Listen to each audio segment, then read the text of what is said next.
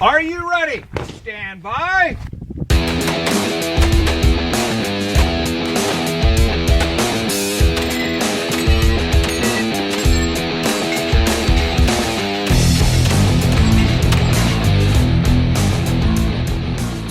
Welcome to the 3 Gun Show, episode 113. I'm your host, Dave Hartman. My guest this week is tactical and competition marketing guy at Vortex Optics, Reuben Aleckson, and digital marketing consultant and member of the HK shooting team, Sean Burrows. We talk about a couple very popular topics in our niche, sponsorship and social media marketing. But before we get into the interview, I want to thank you for downloading and listening to the show. The 3 Gun Show is a weekly podcast where each week I bring you an interview featuring one of the many awesome personalities in 3 Gun, and we talk about training, gear, match strategy, funny stories, and just generally have a great time. If you like the show, there are multiple ways of supporting the podcast, including using our affiliate links when you shop at Brownells, Amazon, Cabela's, and Optics Planet. Just go to 3gunshow.com/support for the links. This is currently the way the show creates revenue. And each time you use these affiliate links, I earn a 3 to 5% commission on what you buy at no additional cost to you. And it helps pay for everything involved in bringing you content like this, from costs of hosting to travel expenses. And if you use these links, thank you. I appreciate it. I really do. Now, I get asked all the time to talk about sponsorships on the show, and in this episode, I bring on a couple of experts in the form of a sponsorship coordinator and shooter at Vortex Optics, as well as a digital marketer who also happens to be on the HK shooting team. Links to everything that we discuss can be found at 3gunshow.com/episode 113, including a couple of videos that Reuben and I did where I'm checking out some of the new Vortex products at SHOT Show. And be sure to listen to the end of this podcast because I have a special bonus content piece for you that I'm sure you're going to love. So enjoy this one with Reuben Aleckson and Sean Burrows. All right, welcome back to the SHOT Show, 2017 edition of the 3 Gun Show. And we are sitting right outside the Vortex booth. And joining me are a couple special guests, Sean Burrows of the HK shooting team. Sean, welcome to the show. Hi, Dave. Thanks for having me. Happy to have you, man.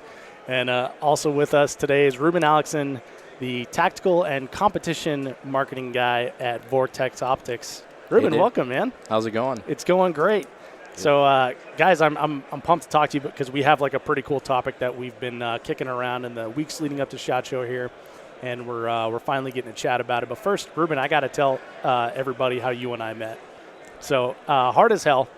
I get to hard as hell, and I pick out my rangefinder because I'm trying to, obviously range targets as we're walking the stages and stuff like that. My rangefinder battery is dead, doesn't work. And then also happens to be I got to go over the zero range. Ask Ken Nelson, how far are those targets? He's like, 50-ish?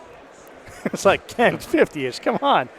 So I walk over and I find the first guy that I can that looked like a nice dude. And I'm like, excuse me, sir, do you happen to have a rangefinder? And he's like, yes, I do. Here, use this one. Hands me like a brand new Vortex. Still smells like new plastic and everything. Yep. Go use it, hand it back to him. And then later on, he says, hey, are you Dave from the 3 Gun Show? It turns out it's Reuben from Vortex. Could not be a better person to ask for an optic from. It was meant to happen. It was meant to be. And then I got to see one of the new scopes you guys have, the Viper PST 1-6. Yep. Which is a pretty impressive scope, and we're going to go take a look at that after we do the podcast here as well. Awesome. Happy to have you because you have a unique perspective on the shooting sports, both as a shooter and as someone who works for a very large company who is active in the shooting sports. So Happy to have you here, Reuben. Awesome. Glad to be here. Sean, a little story about how we met. I got a message from you like on Instagram said, hey, I see something wrong with your website that's holding you back in Google SEO. Do you want to talk about it? And I was like, I don't know what you mean, but yes, I do. And that's how we met and became friends. Yeah, I remember you called me just as I was going to the gym, and it was a cold January day, and I stood outside my shorts, and I gave you as much SEO advice as I possibly could before I had to go inside and not freeze to death. I was wondering why your voice was shaking. I thought you were an old dude or something.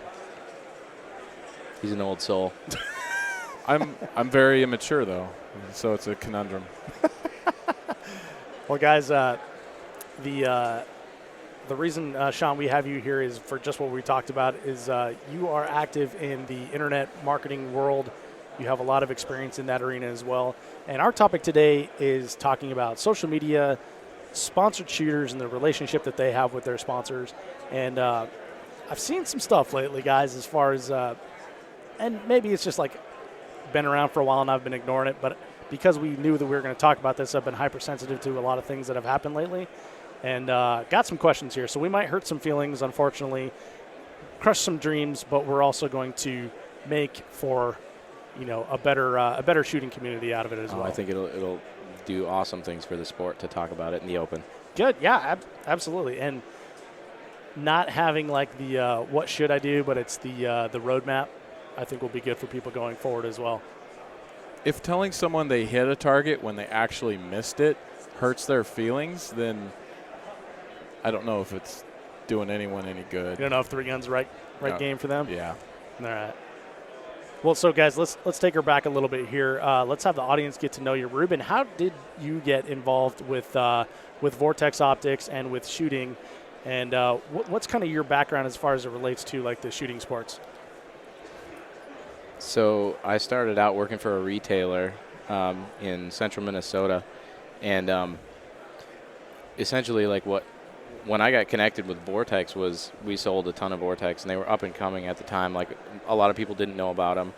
I ended up getting one of their scopes on a promotion deal that that if you work for a retailer you can get a good price on stuff, and I ended up grabbing a 1-4 Viper PST and going out, and I had never shot a 3-gun match. I shot some USPSA and went out with some buddies and shot a 3-gun match. And I started talking with the guys at Vortex a little more about it, and we sold a ton of Vortex stuff at our shop there. And like I just started pushing it really hard. And one of the guys at Vortex, a good friend of mine now, who I work with every day, he was like, "Hey, if you're ever coming through through Madison or going to Chicago or anything like that, stop by." And I was like, "Oh wow, you're like right there." And so I did, and it was awesome, and kind of one thing led to another, and through the shooting sports I was able to promote Vortex a little bit, and kind of just saw myself as more of a field field rep than as a sponsorship. Like I was more concerned about what I could do to help them grow the name in the sport, and they by no means were reliant on me. I didn't do great things for them, but they helped me out, and one thing led to another. A couple years later, we were at a point in life where we were in the neighborhood of Vortex, and I was like, "Hey, I want to see him again," and ended up getting a job there, and it's been awesome ever since. And I've continued to stay in the 3-gun world, shooting matches, going to matches. I'm very fortunate and blessed to be able to go to events for Vortex, and right. It's been phenomenal. That's cool. That sounds like a pretty neat little way to get involved with the company, and then now you work there. What a cool story. Well, Sean, how did you get involved in the shooting sports? I went to a fundraiser for the Utah State Attorney General in 2006 up at the I don't know what it's called, the Browning Ranch, like Browning the company. John Moses Browning. Named after John Moses Browning from Utah. Invented things like, the 1911 Browning high power. And the most automatic actions. Yeah, most automatic actions, little things like that. And it was a shooting competition, but it was a fundraiser. Expensive, a couple $1,000s per head dinner. And I have a well-to-do family member that had purchased several plates, and if you scored well, you won a Browning shotgun. And it was actually a multi-gun event, and I won a Browning shotgun. Now, it wasn't 3-gun. It was all right. The first stage is like it was a bullseye 22 pistol sort of event. And then the second stage was kind of a bullseye sort of rifle event, and then the third stage was a sporting clays of some sort. Mm-hmm. So, but for all intents and purposes, it involved 3 guns. So, I placed in the top 5 out of 50 snooty, well-to-do people that were contributing to the Attorney General's campaign, and I won a Browning shotgun. Still have it. Cool. I have no idea what kind it is because I've never shot it. It just sits in my safe.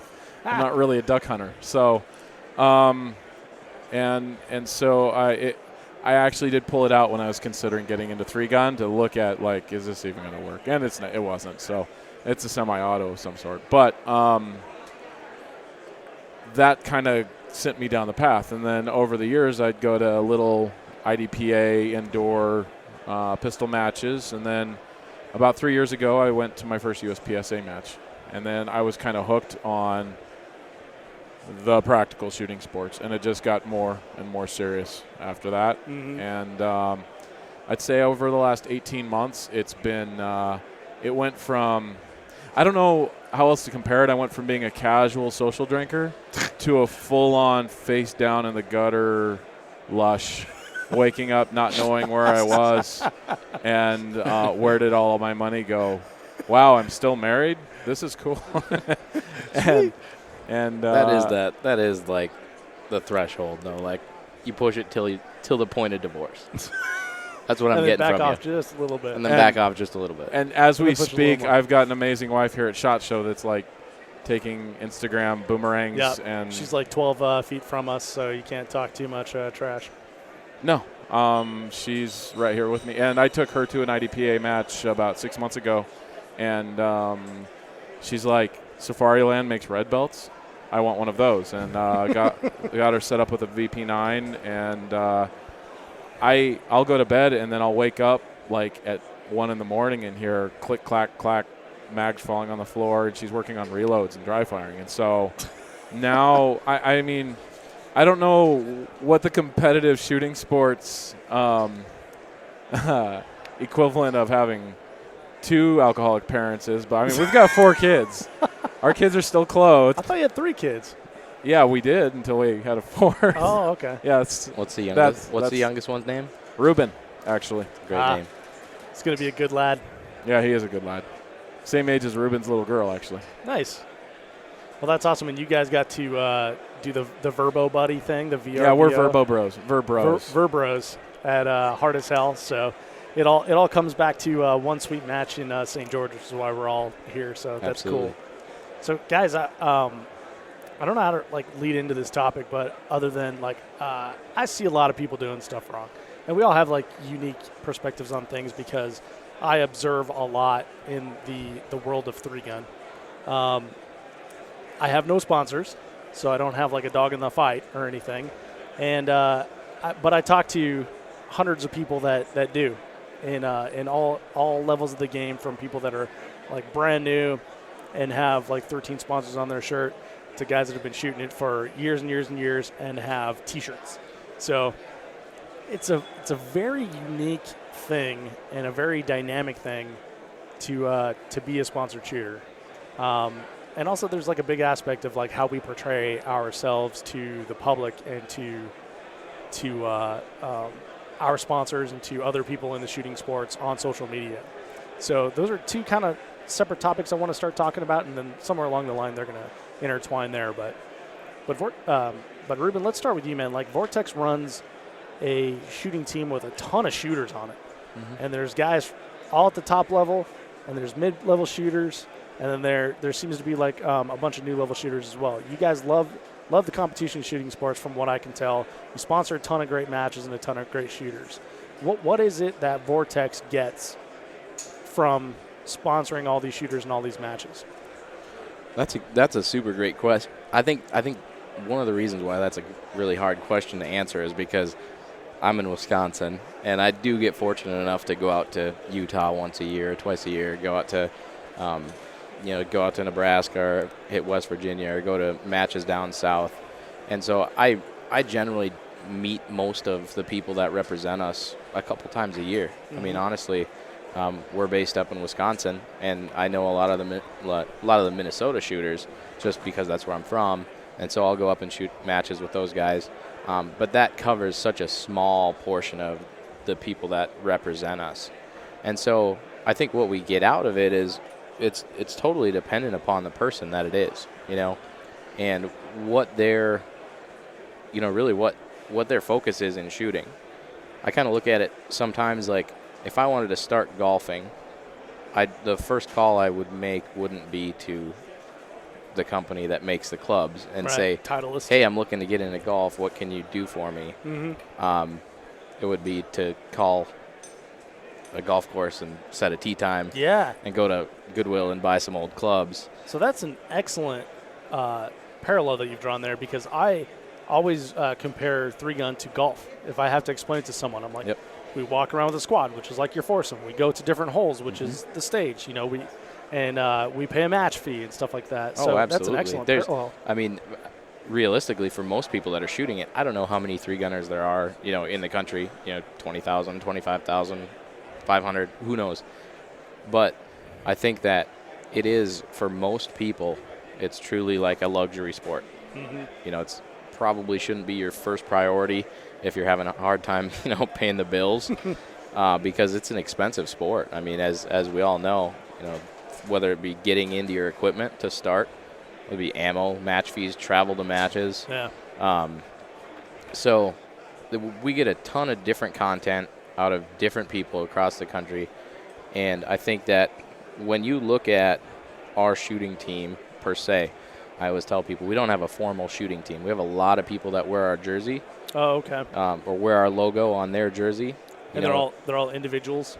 Yep. And there's, I remember back years ago, the old Noveski shooting team. And it was like a group of people that went from match to match, and you could go to any major in the country and they were there. And I think a lot of people heard about Noveski from that, because they knew like when that team was going to be somewhere, because that team was posting up stuff on social media. They were on DVDs, they were playing videos at their booths at SHOT Show and NRA Show. They had like demos of stuff on YouTube, different techniques and things like that. And it was, I think that definitely was one of those teams that, for me, like there's a lot of allure to that, but then a lot of it also is like, if you have all of your eggs in one basket, one group of people, because really, I mean, representing a company at a match is great, but I think one of the biggest reasons why you're sponsoring people or helping them out with equipment is so that they can communicate with local people, the people on their level that they're shooting weekend matches with, or Tuesday night pistol league, talking to them about gear and selling gear. A lot of the people that we do work with are either current military or ex-military or law enforcement. There's tons of LEOs in the sport, and so I think we get exposure to different groups of people, different customer groups, based off of who it is that you're sponsoring. Right. So do you then look at like your shooters, like your individual shooters, as brand representatives, people who are going to go out and sell product? I think that it's kind of a case-by-case basis. I generally like to work with people that have that sales mentality. Right. That they're out there. If somebody approaches me and says, like, this is what I do, this is what I've won, this is what, and it's about me, like Vortex as a company, like our core it's about you. Like, it's about the customer. So whenever, like, when we'll go and look at the new PST, I'll tell you about how input from customers made that scope. It's about them. And so I generally I can just get it when I talk to somebody and they're like, well, here's, what I'd be willing to do. And here's how I'm excited about the product. I already own Vortex, and I'm going to use it regardless of, whether you sponsor me or not. But here's the people that I've converted over. Here's the people that I chat with, the people I shoot with regularly. A lot of them will lay it out there how they're willing to, really drive and promote Vortex. And as long as it's within like the spirit of the company and like how it relates to our core values as a company of being about the customer, man, that makes my job so much easier, because it's like, number one, they're already excited about it. Number two, they're good with people and they know what the directive is. Like if they can take, like, one really big thing for me is when I talk to somebody about either sponsorship or ambassadorship, whatever you want to call it, and they tell me about what they can do and how they're willing to promote in their market or in their local area. It's an interesting question sometimes because I'll say, okay, cool. Well, I'd really like you to use this scope. Ultimately, I'm here to help them, but is there a chance you could shoot a red dot for a couple matches? Or is there a chance you can help me promote this binocular? Because that's a whole other show, gear besides just the scope that goes on your gun. Yeah. But how willing would you be to switch divisions in this environment? And I've never really truly asked somebody to do that, but like a lot of times you get, It's a feeler. cool, yeah, let's get sponsored, let's get set up. How many razors can I get? It's like, well, I can help you out, but I also want to sell the other, the entry level product. There's a couple of really cool people that I've worked with in the past that have straight up come to me and been like, hey, I want to work with you, I want to represent you, and I'm going to shoot a Strike Eagle. It's like, perfect. Because that's an entry level scope. If they're going to a match to try and create new customers and people who have never shot before, Yeah. it's like their first scope isn't probably going to be a $1,400 scope. It's probably going to be a $300 or a $400 scope. And as they grow in their sport and in their abilities, they're going to buy more expensive equipment. And it's just like, it's awesome when somebody's like, hey, what do you need help selling? Like, what's the company pushing right now? Like, what products do you guys want to get in the hands of people? That's a no-brainer. That person gets it.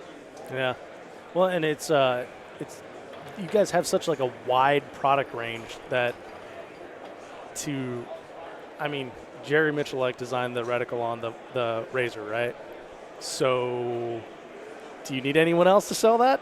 I mean, do you need that? It's nice to have like the spice on top and everything, but when you've got like the one name, so I totally get you when you're talking about like a full product line. You want someone that represents each part of that and can give like real world experience in that optic. Yeah, and Jerry's awesome. I mean, like, Jerry is one of those guys that I've watched on TV when I was a little kid, and now I get to shoot with him, and now I help, kind of manage that relationship between him and Vortex, and it's like every time he calls, I'm just like all excited and kind of like a little nerd, He told me that same thing about you, by the way. Oh, that's so nice. No, Jerry did. Oh, jeez. That's hilarious. I'm sure he did. That's how you look at it, Sean. But I guess like now I lost my train of thought. Yeah, sorry about that. So let me reset it for you. So from what you're saying, Reuben, it sounds like the shooter that's going to be shooting a lot of local matches and is going to be influencing people that maybe are coming into the game or don't quite have all their gear set up and everything. Because one thing that I've always let me finish that sentence, are more valuable to you. But one thing that I've always thought is I see, a dude from Team Vortex, a dude from Team Loophole, and three other dudes from Team Vortex, three other dudes from Team Loophole, all shooting on the same squad. And it's like, who are they selling scopes to? Yeah. I mean, like, you really, that's a really good way to look at it, because I look at it and I have some shooters that they're like active with local law enforcement. Like they go, one guy's like, yeah, I train with local cops. I get the product in their hands. Like for me, that might sell 40 red dots to a department. Yeah. That's huge. I mean, that's really like, that's a brand ambassador. That's ultimately a salesperson. And there's some people that have that just drive, like, hey, so I'm looking to how we can expand Vortex's coverage of this market. People that will come to you with ideas like, hey, I had this great idea about a video that I can do at a match. And I always think it's interesting because there's some people that you never hear from. Like, they'll call, you'll talk to them, and I'm not throwing anybody under the bus. But there's that person that you never talk to again, and it's like, check in with them once in a while, and like, oh yeah, yep, I still got my scope, and but then there's people that, and they never ask for anything again, right? And then there's the person who calls you all the time. They're like, hey, I'd really like to get this because I'm gonna put it on this gun, and it's gonna be a backup gun, and I'm gonna let it, junior shooters use it when I go to matches, or I'm gonna have a backup gun and I'm gonna borrow it to people if theirs goes down. I always say just ask. Like, if you have ideas like that, I want to hear it, because rather than say like, hey, let's look at this match and there was this opportunity and they just were afraid to ask, man, like, you might have just missed that 40 red dot sale because you didn't want to ask. Right. Versus the guy who is open about it and communicates with you. Like, that's one of the biggest things, is communication. So with communication, I know a lot of times, I worked in like the world's largest defense contractor. There's a lot of over communication. Mm-hmm. Like, I do not need to be CC'd on everything. So what do you look at as Sean just got an idea here. He's like, I'm going to CC Dave on a bunch of stuff. Shut up. So, but what do you look for as like kind of an average? It probably depends on the shooter and the situation. But over like say a shooting season, how many check-ins do you kind of figure? Like once a week, once every 2 weeks, once a month? Sean's like every day, but that's all right. I like hearing it. They're self-destructing messages, though. Oh, Snapchat. Man, Dave, like, some people are so active. Mm-hmm. Some people will be like every day, like, hey, here's what I'm doing, just to let you know I was with these people and they shot it, and we went to the store after they shot it and they each bought one, and they're just excited about it. And sometimes they can't answer the phone. Sometimes it's like, right. Hey, awesome. Hey, send them a text after I listen to the voicemail. Hey, thanks, I really appreciate it. You're doing awesome. And then that's, probably on the like high end. Mm-hmm.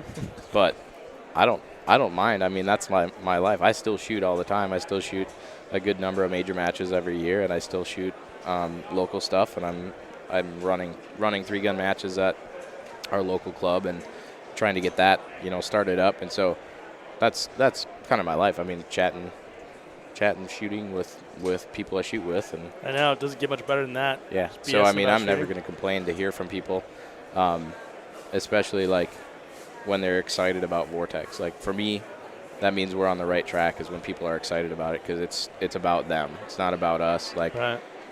we want to make people feel like they're part of something, because that's, I mean, whether you look at our warranty or the service, like, the company is about people. We make great products. There's no doubt about that, especially when guys like Jerry are running them. We make great products, but it's because of input from people and feedback that we get from people using them. And the feedback on the products is another big thing. You'll talk to somebody and be like, hey, how you like that? And they're like, oh, it's great, it's great, it's great. And then like a year later, they're like, oh, man, I wish you could have done this. And you're like, well. Well, isn't that Should've told me. That's true about sponsorship? Like, it's all about people. It's not about the logo. Mm-mm. It's not about the product. It's not about the jersey. It's all about people. Yes. The people are the assets, and sometimes the logo and the product become the liability. And the second a person in the relationship becomes a liability, that's a problem. Sometimes it's the company. Oftentimes, though, it's the one that is more concerned about the title of I'm a sponsored shooter Sure. than what that means, what that Right. represents. And so, I mean, I own a digital marketing agency. I represent a lot of clients, and, my business partner comes from the background of traditional media. So we're kind of a fusion of old and new world marketing. And so we work with a lot of brand ambassadors that we introduce to our clients, and we're constantly looking for justifications for our clients, because we have to charge fees. The brand ambassadorships that we set up are fee-based. It's not just like, here's some free product. Right. So every single month when those invoices are going out, there has to be a measurable key performance indicator. Okay. KPI, baby. KPIs, marketing buzzwords, and that's really hard to do in certain instances. Sometimes you're looking at external rates of return rather than internal rates, and the external rates of return are damn near impossible to measure, because it's just like exposure. Yeah. I was talking to a company that was rolling their eyes at all these sponsored shooters want to be sponsored by our company, like it was a bad thing. And I'm thinking, your particular product is so in demand that everybody across the board in our sport wants your stuff and you hate it. And you look at that as a burden. And I'm thinking someone else is going to come along, or at least ought to, and wipe you off the map. Reuben's pointing at Vortex. I think that's one thing that we've done awesome is just we love the fact that people are excited about it. Yeah. You know, this is going to sound like a bunch of butt sniffing, but I think one thing that Vortex has done is create like fanatics in like a short amount of time. Like I feel like I heard about Vortex. It's Apple level. It is. It almost is, yeah. I don't see a lot of lines for the new optics yet, but there could be in the future. But there definitely are fanatics, people that have no vested interest in singing the gospel and the praises, but absolutely do. If you talk to anyone who's had a problem with a Vortex optic, self-induced or something in the manufacturing process, they are your most extreme advocates because they talk about how the Vortex warranty has been so great to them and everything. Because it's people-based. It's 100% people-based. Yeah. The warranty and service to me still, even working here and before I worked here and even now, is a crazy concept. Yeah. I mean, when you think about it, yeah. I don't really know any car companies that'll just replace your tires every 30,000 miles. You know, like, I guess there might be certain instances, but. Well, right behind you over here, there's a picture of a set of binoculars that's been in a house fire. And I assume that it's there because you guys replaced those. Yeah. And that's ridiculous. Like my Duramax that I just bought had a transfer case go out. Did I get a free transfer case? I would not assume so. No. I did not. I don't know if that was a loaded question or not. Yes, I did. Yeah. Always Fact. check to make sure the question is loaded. No, I did not. I did not get a free transfer case. But that's the difference between, like, say the shooting sports and the shooting world versus everywhere else. It's such a small community that we deal in that, like, sorry, I was wondering what you guys were staring at, but it's just a small community that we deal in that you have to maintain a sort of relationship, and it's an above and beyond relationship these days because word spreads fast in a small community. One of the things that's a lot of fun are, the little, like, Fall is Here videos that we do, or recently we've been doing a lot of, like, Vortex Live stuff inside of, using Facebook Live to get inside of Vortex and show people, like, hey, this is the person you talked to when you called, and had an issue with your spotting scope, and, cool. walking back and showing them parts of manufacturing, parts of engineering, introducing them to the people that they're on the phone with. And you can take any number of companies and think about that. Like, think about what companies do you know people from? Like, it doesn't matter if it's optics or bullets or outside of the gun world. Right. You're going to connect so much better and relate so much better to a company if you feel like you know them. Right. And that's one of the big reasons why we go to matches is because, number one, 3-gunners support us so much. I mean, like, you look at the number of 3-gunners using Vortex scopes, and I can tell you they're not all sponsored shooters. Most of them are going out and buying it on their own dime, and it's so cool to see. So that's why we go out, and that's why we go to matches, and we'll bring coolers full of water and Gatorade and pass it out on stages, or just having that presence there with people. Like, one of the coolest things that we did was this, like, at Hard as Hell, we went and got a Verbo and rented a house, and it was the Vortex house, except for, I'll give a shout out, Jay Carrillo. Of not Vortex. He's not, no, but he's a close friend of mine, guy that shoots local matches with us too, and he's representing a great company now too. So, but nonetheless, we had the Vortex house, and it was. I wish the hot tub wouldn't have been so cold. We could have warmed it up, Reuben. There was leaves and junk, but Andy overpromised on that one. Said there's a hot tub and a waterfall, and there was, like, an old pool that was full of leaves. And a bucket of water so you could dump it out like a waterfall. Wow, we took a turn here. But that was one of those things where, for me, like as the sponsorship guy, that guys like Sean, guys like Andy, guys like Jerry, Rick Birdsall, these guys that they work with me as their contact. I want to make that more involved for them. I want them to, feel like I'm not just somebody that they call when they need something, but like I want those guys to be salesmen. Yeah. Like that's my crew, and doing stuff like going and getting a rental together and hanging out for talking about stages after the match and talking about what stage killed you and listening to how Andy shot so awesome. It was great. He did shoot awesome. Yeah, he told all of us about it. Well, Sean, the one of the topics that you're really good at, and you've actually helped me a lot out with, is social media and how to engage with like your own audience, and to create like some buzz around it, and to get like a message in front of your audience. One of those messages that, as sponsored shooters or shooters in general, that we can get in front of people is the safe use of firearms. Another one is how awesome HK firearms are, or Vortex optics are, or Correct. or the Three Gun Show podcast, etc. So All the above. what exactly? So what do you see? Give me some things you see people doing right, and some things you see people doing wrong. And you don't need to necessarily call anyone out. No, but, not but let's do this in individuals. like the context of like positive improvement. So no one gets butt hurt or anything. No. Engagement is number one.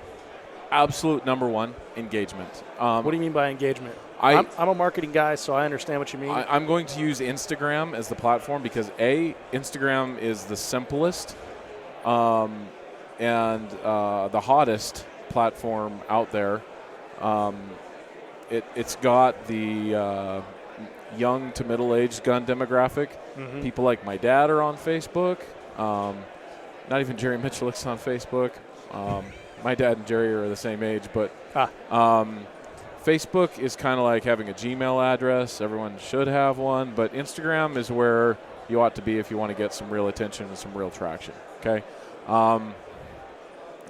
Out of a request of a sponsor, I did start a Facebook page, but it just mirrors my Instagram account. Nothing special. Engagement is... Back up just a sec. How do you feel about that mirroring? How do I feel about it? Yeah, I mean, good, bad, indifferent. It's there to let people know my Instagram account is there. Okay. Because a lot of people are on Facebook, and I don't know if I want to get on Instagram. They're looking at it as something that teenagers are on. Right. And I just got onto Facebook, like, hey, I'm catching up to 2009, and that's the way the gun world is, like, right, like. Okay, yeah. You know what? I guess 9mm might be a viable round. Something other than 45 might have knockdown power or whatever it is, right? Like, it's interesting because gun guys, women in the shooting world don't seem to have this problem. I'm talking about men, seem to get stuck on one idea and just carry it to the grave, right. Whatever it is, 45 ACP or Glock for life or 1911, whatever it is, right? And so, like, be flexible and engage. And by engage, I mean, one, like the people that comment on your stuff. Like the comments. Number two, reply to them. Hey, I mean, if they're keyboard commandos and they're criticizing on you, be nice. Reply to them. Educate. If they're being complimentary, be extremely grateful and reply. Like, and then reply. And that's just on your own stuff. Engagement on other people's stuff that are in the same conversation you're doing, topics like Three Gun, mm-hmm. and then Three Gun topics. Go onto other people's things. If you want to grow your following, guess what? No one cares how much you know until they know how much you care. You know that Hallmark card or whatever? I think it's a Facebook cat meme. That's like a Zig Ziglar thing too, isn't it? Yeah, it's a billion things. But the last thing I saw it in the form of was a Facebook cat meme. But really, no one's going to come to your page until they see how you go out and engage on other threads. So participate in groups if you're on Facebook, but go on to other accounts that are bigger than yours. Like, go onto the Vortex and comment on other people's stuff, tag them in it, reply to what other people are saying, participate on other hashtags. Go out and be a part of your community outside of your own account. And then here's number 2. So engagement. And then number 2, you need to have good content, right? Like, it's not just like, this is my gun. Blurry pictures of an AR-15 A carry gun. handle. This is a gun. Right. Doesn't even matter if it's your own gun. Well, right. Yeah, preferably with your clothes on. This is for both genders. But, I mean, doing something with it in a safe fashion, too. You know, good content. Good, safe, consistent, regular content. Because once you start engaging and people like how you engage, the next thing they're going to do is go look at your profile. And if your profile has decent content, guess what? They're going to want to follow you. Mm-hmm. And that's how it happens. That's how you build a following. And then once you have a following, you need to give them reason to continue to follow you. And whatever that is, if it's a weekly post, if it's a couple times a week, daily, I post a couple of times a day. But, I mean, it's whatever you can handle. People have different levels of availability. I stare at this screen on my smartphone a lot more than most people, but it's also I understand that this is most people's first screen. It's not the computer anymore. It's not the TV. Not the TV. I mean, it's not even the windshield of their car. This is what people look like. I've noticed that driving in Vegas. Yeah, So I mean, it's this, and this is how people are. This is the lens through which people are living their lives, and so if they're interested in gun stuff more so than the person they're sitting across the dinner table from, which is mostly the case in our world because guns, right? Right. Do it. I'm gesturing and pointing at my phone for those that are listening at home. Podcast. Right. I'm making an earnest face and pointing at my phone. Do it. It's just like dry fire. If you want to get better, you need to do it. And a lot of people hesitate. Like, I don't know if I have good content. I don't know how to take a picture of. Like, it doesn't need to be perfect. Like, people want to see real stuff. Right. There's a saying. One of my favorite social media gurus. It's a personal friend of mine. Says, "When you ponder, you squander." Don't go after perfection. Just do it. You know, log what you're doing with your dry fire. Like, hey, here's me sucking less today. You know, be honest and open about it because people love seeing that. Like, don't wait until you're like Keith Garcia to start posting because then it's too late. Right. But also, you know, just posting with your favorite logos isn't right either. You know, like the people that are trying to, and please don't buy fake followers. Everyone can see that you have no engagement. Probably have no engagement. Like, if you have 100,000 followers and only 5 people are liking your posts, and you only have 100 posts in the history of your Instagram account, something's up. Yep. Sorry. Well, so Sean, what kind of content? So you're sponsored by HK Shooting. What kind of content do you provide to your audience that maybe promotes HK in like in a classy way, rather than just like a picture of an HK wrapper? I don't know, guns. Their guns come in wrappers, cases, and with like love my HK. Well, there is definitely a fair amount of gun porn, Sure. but I was doing that before. Like, yeah. Like well, I knew you before, so yes, right. you were. I'm also a Utah concealed carry instructor, so I teach regular concealed carry classes. So there's something to that. Like, my particular carry gun is a P30, double action, single action. I like it the way I carry. I'm very open about the way I conceal carry, and my opinions, and so I'm actually reaching out to multiple audiences. Like, hey, I'm not just some dude that walks around in a jersey that makes me look like a human NASCAR. I'm not just in fact, I'm still debating on designs for my 2017 jersey because I don't want to look like a NASCAR. And like firearms are a part of my daily life. I'm an NRA certified instructor. I teach defense in the home, outside the home, firearm safety, rifle, shotgun, and basic pistol classes every week, and at a couple local ranges. And I get all sorts of questions. I have to appeal to and educate a lot of different people, from like people that don't even know how to grip a pistol and want to learn, to people that I shoot 3-gun with and are way, way better than me, right? Right. And they want to follow me and engage. And so it's a balance of and entertainment, right? Like, because it's social media and we're on here because we don't want to listen to our mom continue to talk about whatever medical procedure she's about to have next week or whatever it is, right? And real life stuff, conversations. I gotcha. People stare at their phones when they don't want to engage in real life. Right. I have something to add. Go ahead. Kind of on the content side of cool. things. And then I got a question for you when you're once you finish your thought. Perfect. So one thing that always sticks out to me when I see somebody is, like, we love it when people send us pictures. We love it when people, send us how they're using Vortex products or how they're promoting it. But one thing that Sean, I think, kind of somewhat slightly hit on, but it kind of goes along with the good content. The other thing I think that you can do for a sponsor is have your own content.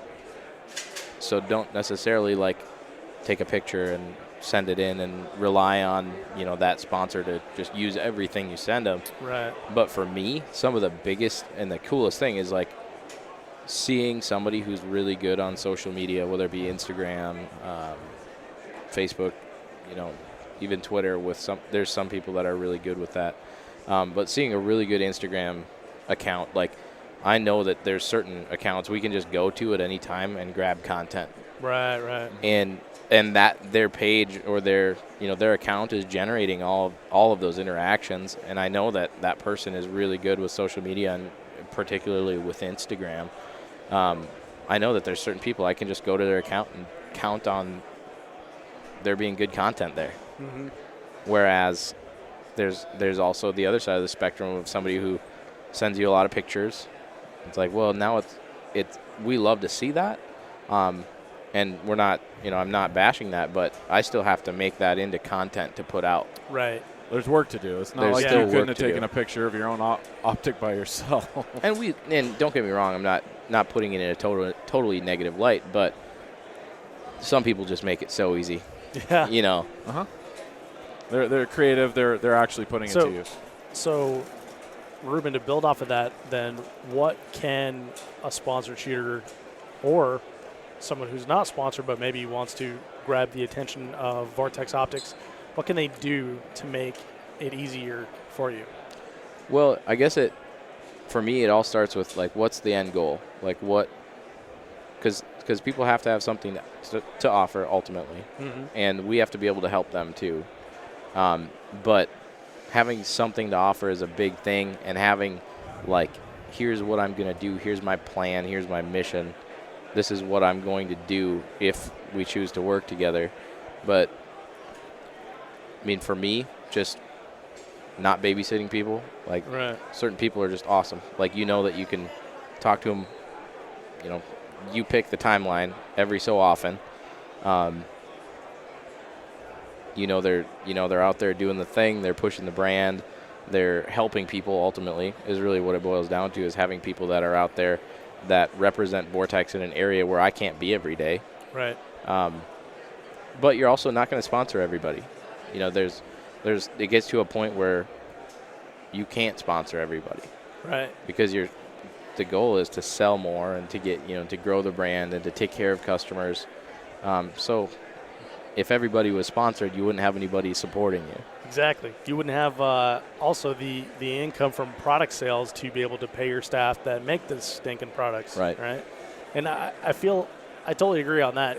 That goes back to the question that I was talking about earlier, is if everybody's sponsored by optics companies, who are they selling optics to when they're at a match, right? So I kind of get what you're talking you guys are talking about there, as far as like reaching outside of these matches that we do, and what is your additional reach? Oh, I mean, you look at Jesse Tischhauser, right? He's got like 50,000 people that follow him on Instagram. That's way more than there are three gunners out there. Mm-hmm. So he's hitting people that are not three gunners, and Right. and I would imagine a lot of them, if not most of them, probably never will be. But they probably own an AR or you know, own something they can put an optic on, or something they can put something on, whether it be a component or an optic or a barrel or ammo or whatever it might be. Mm-hmm. You know, you have different people that are, I think you're reaching out to customers, whereas this kind of steps off of that. But one of those things that I really like to do is talk to people about, like, hey, you know, since you said you want to work with us, and since you already have the scope, what does sponsorship mean to you? Like, do we move forward from here and just say, cool, yes, you're an ambassador, you're a representative? Because if they're not looking for anything, one of those things I'll say is like, well, do you have binoculars? Do you have a rangefinder? Because all of these people that go to matches, you know, they probably don't just shoot three gun. Yeah. They might be a hunter, or they might just be a recreational shooter, and they can go to the range and say, oh yeah, you know, you need a spotting scope. Here you go. Borrow it to somebody, and that person gets a good exposure to the brand. And I gotta say, based on my experience, the rangefinder has to be like the perfect product to give to your sponsored shooters. I love the rangefinder. Everybody uses them. You go to well, yeah, because it's the easiest thing to lend out. Yeah, and you know, that was my first Vortex product. And to the point of what Reuben was saying, I mean, when we were first talking about a more than friends relationship, there it is. Boom.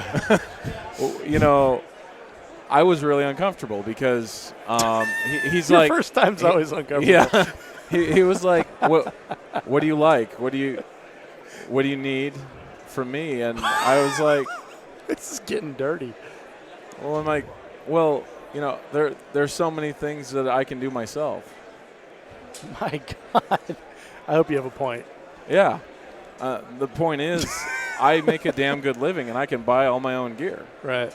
I don't need someone's logo on my shirt. But I've realized on the sponsorship brand ambassador type relationship, I can have a deeper impact than just buying my own gear and going and shooting the matches I want to shoot. I like the relationship. I like the interpersonal interaction. I like getting to know people in the sport on a deeper level. It's more than just getting a better time. It's the relationships in the three-gun community that I like. Mm-hmm. That's why people listen to your show. Right. That's why you do the show, Dave. Right. And that's exactly why I do the show. Right. And so, you know, Reuben's like, well, we can do this, and there are other products I'd like to put in your hand other than just one of our 1-6s on your main rifle. Like, you know, I'd like to see you. And it was really interesting because Reuben just went right into like everything Vortex could, and I'm just like, well, all right, that's cool, but we really need to talk about what I can do for you because, like, all right, here's what I've got going on Instagram. Here's some other projects I have going on. Like, we need to talk more because I want to make sure that I'm doing enough for Vortex to make sure that you guys have what you need. And, like, I need to be clear on what you need from me because, like, I want to make sure it's reciprocal. I want to make sure you guys are satisfied because I'm more than satisfied at this point. Like, this is great. And quit grinning, Dave. And it's just it's so easy for it to be one-sided. Sure. And the relationships, it's so easy for a business to sell something to a customer, take their money, and disappear. And right? go find that next customer. Right. You see it all the time. Like, we all go shopping for stuff, we all feel like we've gotten had at some point. And Vortex doesn't do that to their customers.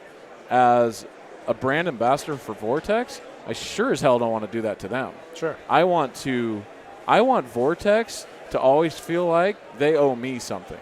That way I know I'm doing something right. So how do you provide that to them then? How do you intend to provide that to them?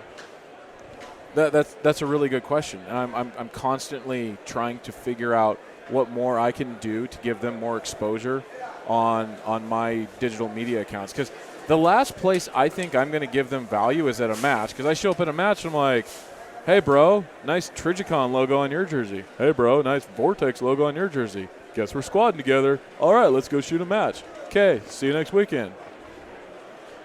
He's not going to run out and buy a Vortex scope because of us squatting together. Right, which Three is the point Gun's that I not a was making spectator earlier. sport. Which is the point that I was making earlier. Right, exactly. So what then do you intend to so provide? it's the how I'm portraying it. Like it's the, hi, I'm Sean at home dry firing with my Vortex scope in front of a Christmas tree. You could have somebody who is a phenomenal advocate for the brand in that community, and they wouldn't even necessarily have to shoot. Well, yeah, absolutely. You know what I mean? Like we have people all over the place, and I don't mean that to sound like, oh, we have so many people all over the place, but we have people all over the place who represent the company that do it really well, and they might not be a shooter, but then there might be somebody who does officially or unofficially, and their shooting has nothing to do with how well they represent a company. Right. So you see it in all different ways, but it's just like I think it boils down to it sounds like it's just like in sales in general. Like you don't really buy the product, you buy the person that the relationship that they're building with you. No, if they can put good experience and good memories to people who they interact with, right? Whether it be on the stage or wherever. So do you have like a certain plan for where you place your sponsored shooters in the United States, or do you want to reach like every single corner, or do you see yourself like lumping them in the Midwest? I think that we have a lot of people in the Midwest that they take a certain point of pride with Vortex, just because that's where we are.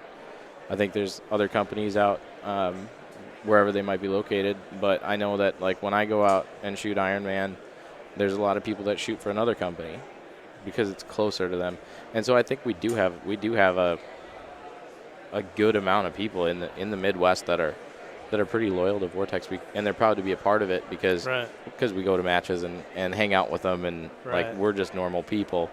But I definitely, when you're looking at somebody who's new, trying to gain sponsorship from us, if they're in an area where somebody else is that's just a rock star and they're doing a great job, and if it's between that person and someone else that you feel very similarly about in an area where there's a lot of competitors' product, you would probably think pretty seriously about where is the support going to be most efficient. Right. Well, okay, so let's switch gears up a little bit here. Let me ask you a question that I see asked in a lot of forums and in person a lot of times, and people have said to me or like asked advice, how do I do this? So, Reuben, let's say that I'm a new shooter. I shoot iron sights. I've been shooting 3-gun for 1.5 months, and I realized that those 200-yard targets are pretty far away. How do I get Vortex to give me a Razor HD? I got an answer for you. I'm smiling. This is for Reuben. I think it is one of those things that sometimes it is the harsh reality of you got to pay to play, at least to start, and it might be one of those deals where you're hoping for that other sponsored shooter to come along and borrow them something and say, hey, you can try this in case you don't like it. Then you wouldn't have to buy it and not spend your money on it and waste your money for something you don't ultimately want. But there is a point where you have to have a marketable skill or something to bring to that sponsor that would make them, take the chance. But I really want to shoot. Yeah. Well, one thing for me that's really helpful is rarely conversations go like that. I think it's happened, Mm-hmm. right? You've had plenty of times where you've had somebody who sent an email and it's like, hey, I'm thinking of shooting my first 3-gun match this weekend, and I was wondering if I could get sponsored. And for me, that's super easy. And I just go back and I'm like, yeah, I was at that point one time too. And I ended up shooting with iron sights and just I had fun. I shot it to have fun. I didn't worry about where I finished at the end of the day. But it kind of goes back to the golf thing. Like, sometimes you just got to, bite the bullet and spend the money. And if you don't have a marketable skill, or if you're not willing to really push that company in your area, in your market space, then it might not be for you. I like it. That's a topic that comes up so often, and I've heard it myself so much before. In person, emails. People email me all the time. How do I get sponsored by X? It's like people ask me for introductions all the time. And I say the exact same thing. It's like, they're not here to just give free product out to support this this industry. Like, this is the reason that they're in this industry is like NASCAR. They sponsor those cars to sell Tide and to sell Pepsi and stuff like that. I think for me, having the experience starting out at nothing. When I started out, I shot my first 3-gun match with a red dot that you could change the reticle. Mm-hmm. Like, literally, it had 4 different settings, and Sweet. I didn't even know if it was zeroed right. I just went and shot. I had my quad rails and Super Black Eagle with a +2 on it, and like my goose hunting rig. Yeah,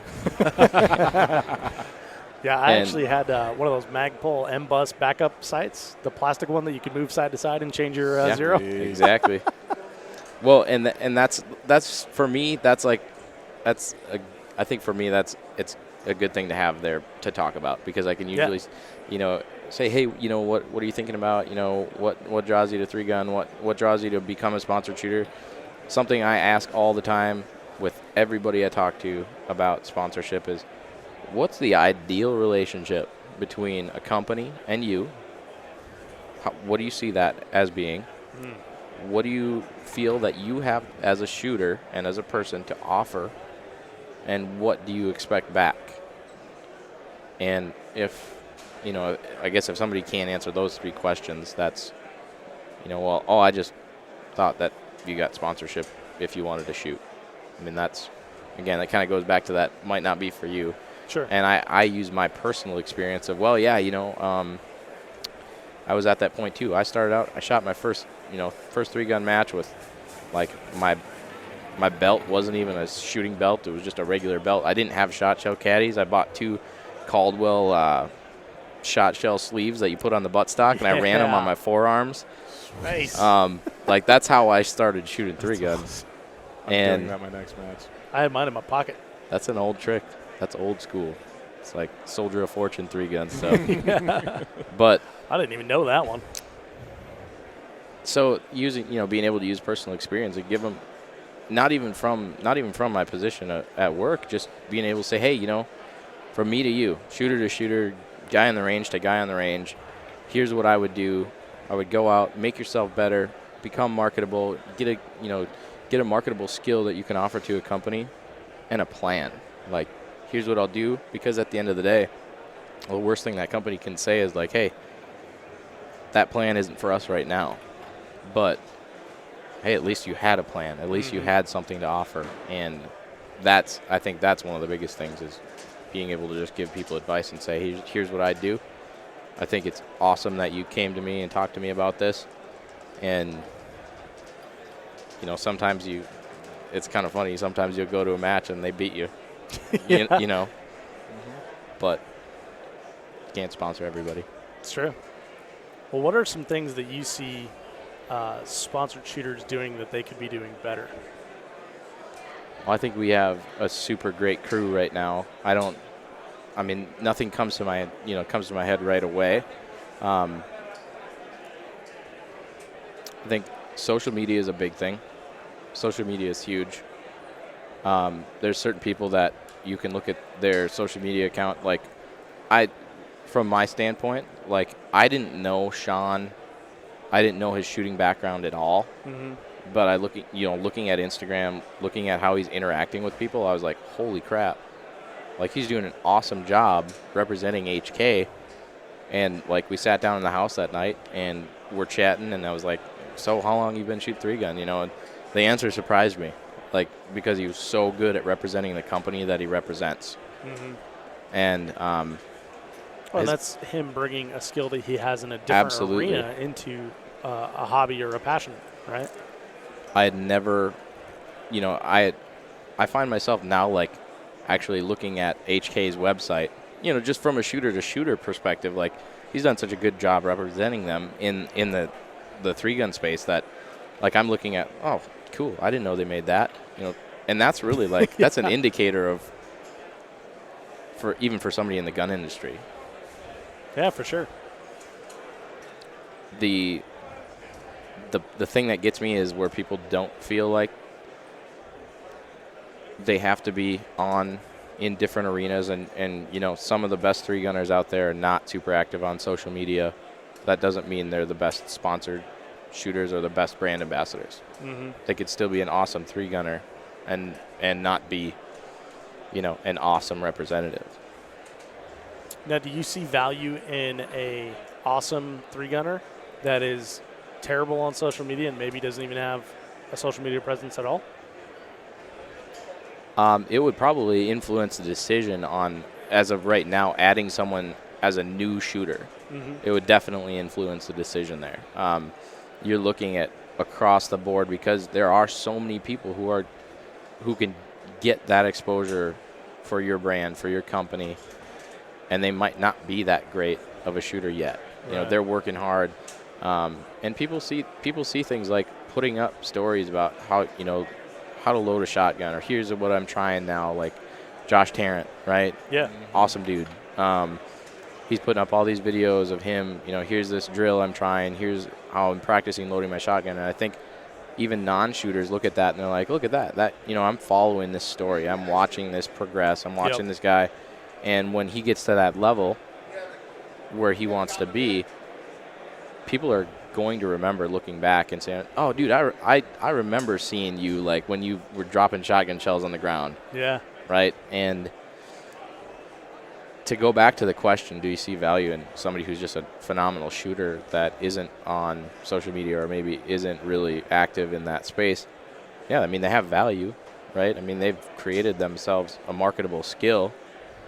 But is that single skill, is that single piece of what they do enough to warrant a relationship? I guess it depends on the type of person. To the guy who's out there active in his community, goes to the range all the time, he has an ability to help influence people to buy product and to give them insight into what they should be buying. I mean, I think you could probably kind of see where I'm going with this. Like, there are certain people out there who, man, they're just, like, it might blow you away how fast they can, shoot a stage or whatever. And then you look at, like, what's their ability to work with people and to get your brand good exposure and have a solid representation of your brand in their area. Then I think, there is value in that. But you also are now they're competing with people who are getting you hundreds of thousands of exposures rather than just the 30 people at their local club. Right. Who have already bought equipment and already know what they're going to be using. So, man, I sound like a jerk. No, you don't. You totally don't. It sounds like a reality check for sure. But, and sorry to cut you off there, Sean, but to me it also sounds like a calibration and maybe a reality check, and also a roadmap that people can take if they want to improve their marketability, right? I'm sorry, Sean, what were you going to say? Well, it's all about marketing. In fact, I wanted to loop back to Josh Tarrant because he's a perfect example of what we were talking about earlier. Oh, I know where you're going with this. We sat down in the house, and Josh is literally a rocket scientist. That's his background. It's his job. He's an aerospace engineer. Now he works in helping. Oh, I gotcha. Yeah. He works in designing products for medical equipment, but his background, he's a rocket scientist. Deals with chaos theory, constantly adjusting, which makes his brain perfect for 3-gun, if you think about it. And so he's constantly working on stuff. Yeah, and so he, and which shows in his game. And I was looking at some of his content, and he and Jay Carilla sat me down. And he's like, all right, give me the skinny on Instagram. What are you doing? What do I need to change? What are some of the, give me the quick short list of what I need to be doing. Okay, cool.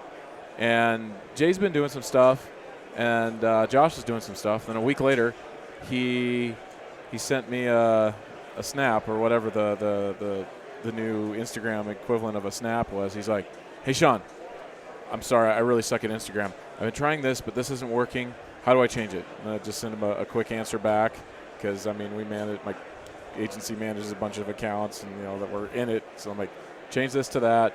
You're missing this, bro. Hope that helps. Oh, I noticed this. Pro tip.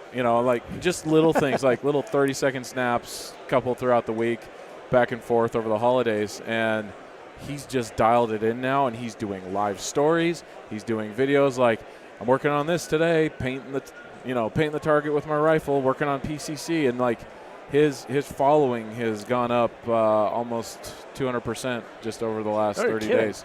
He went from 300 to almost 600 followers. One other thing that Josh does really well is he represents the sponsor in not only in his own space, not only in his pages, but I've seen him as many times as many people have that, over the last few years. I've seen him jump in, and somebody might be saying something about a product, and if he's sponsored by them, he jumps in and goes, oh, yep, here it is, check the website, this is what it is. And he's engagement. People are so who do you work for? Do you actually work there? And I've seen people comment on his stuff, and they're, whether it be a positive comment about the company, a negative comment, or neutral, he's jumping in he's even thanking people who are I run a Vortex, and he jumps in and comments. And he's like, thanks, we really appreciate that. It's sweet.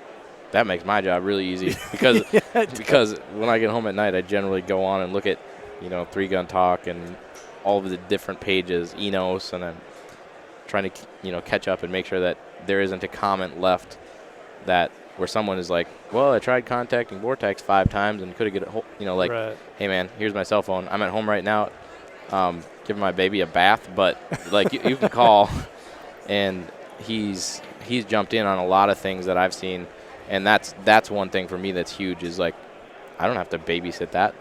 That right. To me is he's got a directive, he's got a goal, he knows how the company wants him to represent them in his space, and he's very active on making sure that the customer who might not be a 3-gunner is taken care of. Not only that, but networking. I can't talk about the details, but I called him and asked him, somebody else on the HK shooting team had some questions about a particular product for a different company, not Vortex, that Josh represents, that I knew little about, and I asked Josh, and this particular shooter was interested, and Josh made a connection, and then it created another relationship, and it got back to me, and big things are happening and discussions are happening at SHOT Show. And then another friend that represents another company came back to me and said, hey, I heard that this company and that company are talking. It should be interesting. And I just thought wow, that started with a conversation between me and Josh Tarrant 3 weeks ago. Josh is really proactive at networking and hey, that company should talk to this company. Yeah. It's he's a matchmaker. Yeah, it's a complicated version of on Media Day, and I said, hey, Reuben, grab one of those UH1s. Let's go put it on an MP5 and blast some stuff. That was fun. Yeah, it's a valuable version of that. Well, that was pretty valuable. I thought it was cool. Well, made me happy. MP5s are cool, and UH1s are cool. There you go. Yeah. Well, Sean, same question to you. So aside from engagement, what are some things that you see that people doing on social media that they can be doing better? I'm assuming just shooters in general, those that either are sponsored or aspire to sponsorship. How about, let's say, three-gunners? Three-gun shooters that are either sponsored. Three-gunners in general. Well, I want to look at it more as growing the sport, right? Yeah. That's the ultimate goal. Whether you're a company that's trying to sell more stuff to three-gunners, or you're a three-gunner that's trying to make the sport more well-known, or a sponsored shooter that's trying to sell stuff that your companies that you represent make, everyone's trying to grow the sport, right? Because the more the more the merrier. And other than engagement, I mean, engagement is it. That's the secret. And frankly, I guess the quality of engagement should go up. Right. Less shit talk, frankly. Let's be more complimentary. Like, oh, I can't believe that. Did you see so-and-so trying to quad load that way? Like, well, why don't you go and give them a tip? Yeah. Instead of talking shit in a private group. How about one of my pet peeves? Frequently, someone will ask, what's the best compensator? What's the best this? What's the best that? And then the guys that have heard that 100 times will pile on with like, oh, my God, it's down below, blah, blah, blah. It's like, hey, just don't respond. You know, if that bothers you that much, just don't respond. Move on. You know? Right. Don't Take look your at it. sponsor and sell a comp. Yeah, exactly. I mean, you could do that or just move along. You don't need to see it. But there's no reason to pile on a new guy because he wants to buy the best gear. That's like the worst experience that you could ask for from somebody trying to learn, is to make them feel stupid for asking a genuine question. That drives me nuts. I've had that experience when I was first getting into three-gun, and I'm like, you know, I've never run into this situation before, and I've got a match coming up that has this situation. What's the best way to do this? You know, and I wouldn't ask it on social media. I would go to people because I was trying to avoid that shit because I saw that happening, and so the quality of engagement. What can people do better? Representing companies or trying to attract the companies? Like, I mean, for me, all the companies I represent have approached me, with the exception of one. And they asked me if I was interested because I buy my gear and I'm really into the brands that I use, and so I promote them anyway because I mean, even the car I drive, like, you know, in certain instances, like, I will talk it up, Mopar or no car, like, and so I mean, and then, you know, maybe next year I'll be driving a Beamer again. I don't know, like. I like to have fun with it, and so I'm loyal and almost to a fault, and very promotional because of it. And I'm naturally a salesman. I'm in marketing. I love to sell, and not everyone is a salesperson, but whatever you are naturally, just qualitatively, just put your best self forward, I guess, as a human being online. Because the problem is you and me talking face-to-face or going to these booths, it's really interesting. A lot of people that I've interacted with that, you know, as I've grown my following, coming up to me, like, calling me by my Instagram handle. Shunga Boom. Shunga Boom official? I'm like, Sean works. Should have left the official off there. It's kind of lame. Yeah, I got rid of the underscore. You changed it to actual. Andy Peter suggested Snackful. that. Anyway. Can I say one thing about the whole being like having a brand, having a favorite, right? Yes. Some of the coolest things are watching people who shoot. It can be for any brand, it can be for any type of product. But for me, like, an indicator of somebody who's going to be a great advocate is like that, like, hey, I love your stuff. I already own it.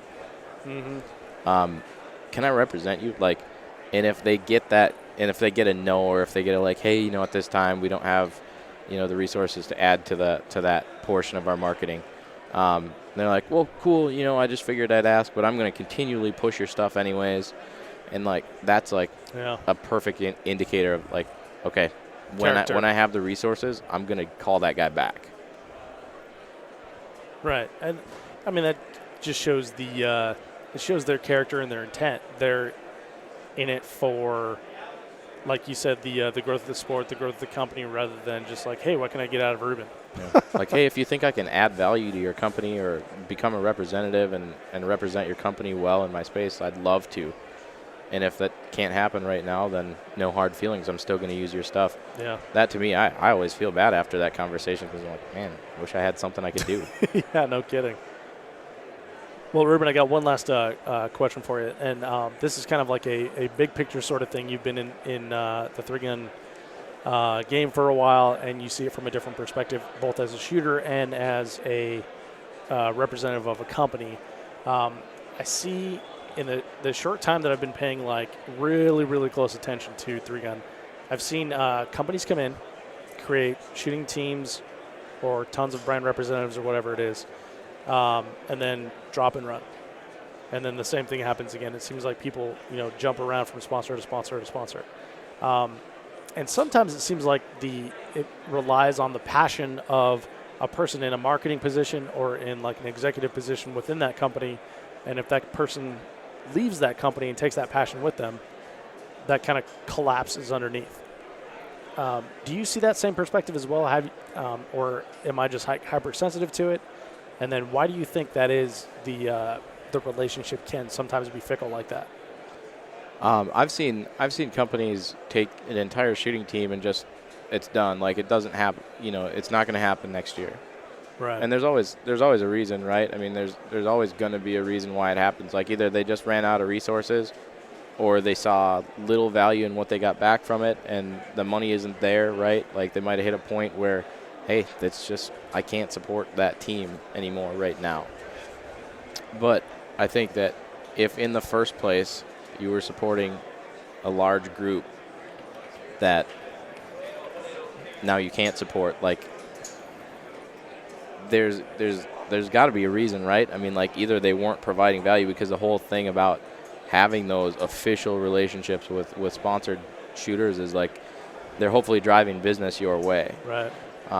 For me, I'm super passionate about 3-gun because that's what I do in my free time, and I know from going out and interacting with shooters on the range and guys that I've known for a long time that, like, I think the vast majority of people who are out shooting for a company really do represent them in a very broad space rather than just on the range. Mm-hmm. But I think that, like, the size of the shooting team or the number of ambassadors, definitely I can see that there are probably certain, some companies out there who don't pay attention to the people that really love their product. Right. And if they get to a point where somebody leaves a company and then the shooting team just disappears, that had to do because there are no relationships going on. There are no interactions happening anymore. Right. And it goes back to being about people. Like, we absolutely value the people that that we're affiliated with. We also extremely value the people who just buy our product and shoot it. And for me, I know that there's a lot of very good exposure out there to be had from people who believe in your product and believe in your company and want to be a part of it. Absolutely. That it just makes sense. Like, hey, let's foster those relationships. Let's build those relationships and see what we can do to provide support for people who support us. And I know that you can look at products that are in use wherever they might be that we make and who's using them, that, like, a lot of those go back to people like Jerry Mitchell, like, who put something in someone's hands at one point and said, here's what I use. You should try it out. Mm-hmm. And I think that just making, reaffirming those relationships with people and being the guy at the company that they can call and say, like, hey, I was wondering what you think about this. What if I put this scope on this gun? And giving them an honest opinion, like, hey, I don't think that would be real good, or, yeah, that would work awesome. And I don't know. I there's companies that I like just on my own, like interacting with, because I know that they value your business. Like they answer the phone, they talk to you. And then there's other ones that, like, I don't really care what kind of toothbrush I use. Like I'll buy whatever one's cheapest, right?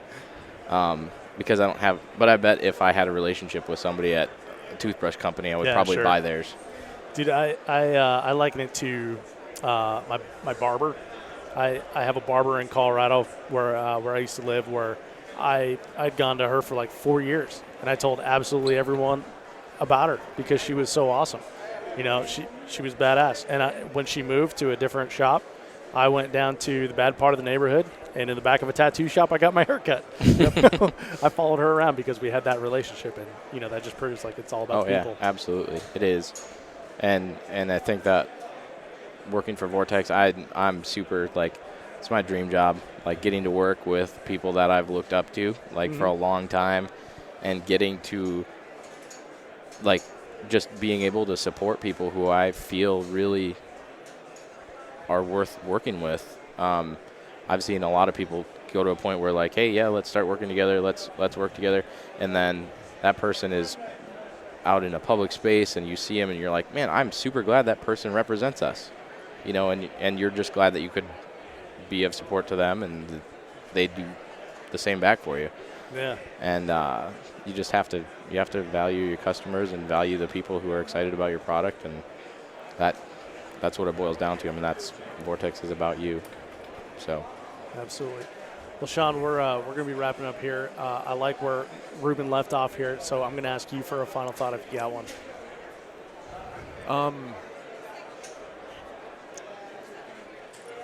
A lot of people don't want to put in the time and effort necessary to make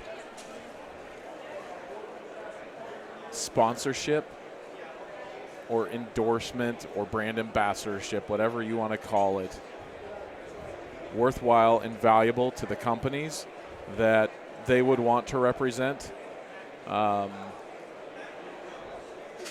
or don't know what it actually takes to be of value to those companies. And when they find out, it becomes cumbersome. I've been talking to people all week here at SHOT Show that, I have to be at such and such a booth at 2 o'clock. Oh, I've heard that too. All week. Yet they're wearing a jersey, and they don't complain when they're at a match rocking that piece of equipment that they probably got for very inexpensive or a discount or for free. And so for the people that are aspiring or are in that sponsorship game, I just want to reaffirm that it's about people. It's about value. It is a transaction. It's just not a currency transaction. And we all need to decide what our time and resources are worth, and whether we want to do it with Benjamins or with other types of human capital and sweat equity. Right. And for those that want to go for it and are hesitating on the social media thing because they don't know what to do, I guess my final thought on that, because that's kind of the title of the show, is like, when you ponder, you squander. Go do it. Just start doing it. Just like getting into 3-gun. Yeah. I need all the right gear. Just go freaking do it. Go shoot a match. Just go do it. Somebody's going to borrow you equipment. Yeah. Don't worry about it. Yeah, somebody's going to borrow you a selfie. It's true. It's true. Just go do it. All right, guys. Well, it's we covered a lot of topics here, and I really liked how both of you stayed positive in this kind of like a touchy subject. You know, it's when we talk about relationships and interpersonal relationships and sponsorships, a lot of people bring out emotion into it, and you guys did a great job of bringing in the facts and things that people should know without hurting any feelings. So you guys are awesome. I really appreciate your time. Reuben, this has been a lot of fun. Absolutely. Sean, this has been great, man. We talk about this stuff all the time, so it's cool to be able to get this stuff in front of the audience as well. And guys, let's go look at some Vortex products. Absolutely. Thanks for being on the show, guys. Rangefinder binos. Thanks for having us. Appreciate it. Check out the show notes at 3gunshow.com/episode 113 for podcast support links. And like I mentioned before, I have some special bonus content from Sean Burrows, who you just heard from. Sean is a big community guy and wanted to help all of us out with our marketability, so he put together a video called The Instagram Stage Plan for 3-Gunners. You can get access to this video by going to 3gunshow.com/Instagram Stage Plan and entering your email address. This video is full of great content, including some stuff that I didn't know, but we'll be implementing in the future. It'll help make you a bit better Instagrammer and a better marketable 3-gunner. Again, that's 3gunshow.com/Instagram Stage Plan. As always, thank you so much for downloading, listening, and subscribing to the show. I'm Dave Hartman, and I'll see you on the range.